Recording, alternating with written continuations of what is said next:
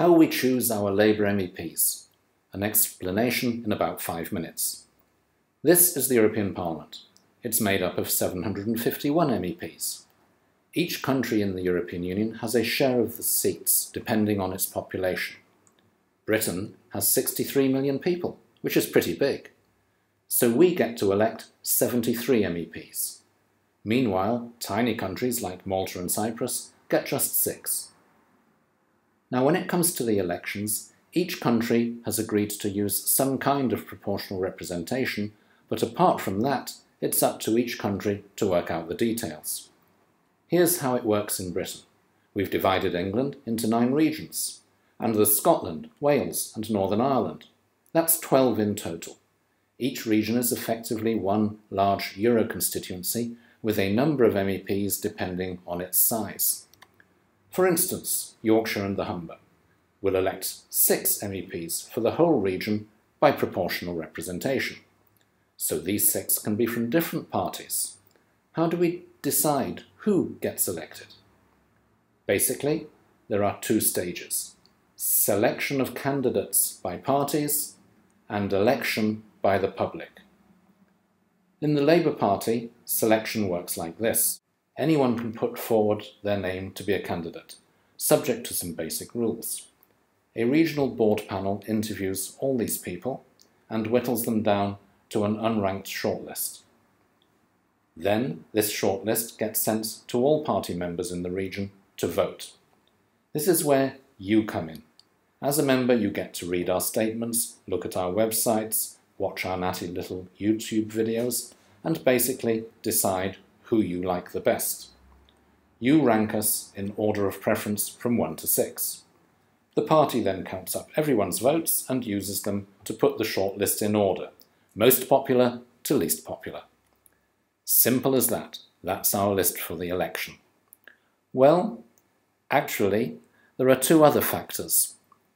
Number 1, we already have a Labour MEP for Yorkshire and Humber, the excellent Linda McAvan. Linda is already in Parliament. There she is. She's standing for re-election. So she automatically goes to the top of Labour's list. CLPs have already approved this. The new candidates go below her. And because there are only 6 places on the list, this means that the person at the bottom sadly gets bumped off and becomes the first reserve in case anyone drops out. Poor old Zach. Another factor is gender. In the Labour Party, we're keen to have a gender balance, so we try to make sure the list alternates in gender. Suppose the most popular candidate below Linda is a man. Then the next candidate must always be the most popular woman, then a man, then a woman again, and so on. And vice versa if the most popular candidate is a woman. Looks like Jenny and Bill will have to change places.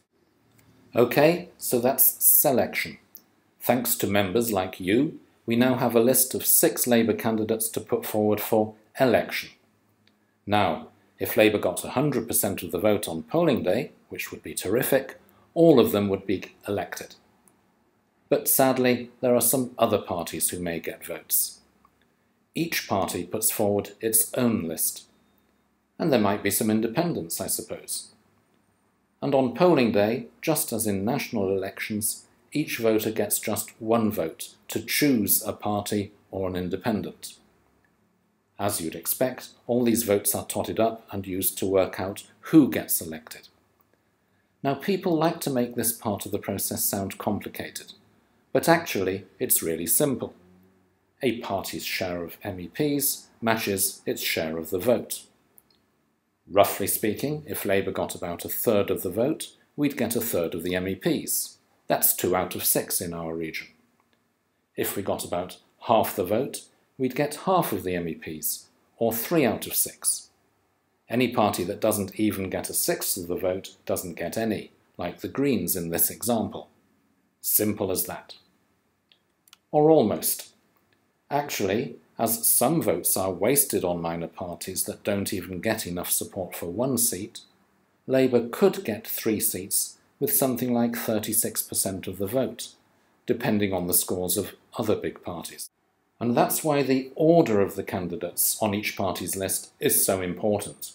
Parties have to show the voters which of their team would get elected if they win 1 or 2 or 3 seats. They have to put them in a ranking order. The person at the top of Labour's list will definitely get a seat as long as Labour gets at least a sixth of the vote. This is like standing for a safe seat in a Westminster election. But the candidate at the bottom is very unlikely to get a seat unless Labour gets nearly all of the votes. In reality, our share is going to be somewhere between the two. We should get 2, maybe 3 seats. So the selection process is really crucial. As a party member, you have the power to decide the order of the candidates and therefore who's likely to get elected and who isn't. So give it some thought and use your vote wisely. Ballot papers go out on the 31st of May and you have until the end of July to vote. Of course, I wouldn't dream of telling you who to choose.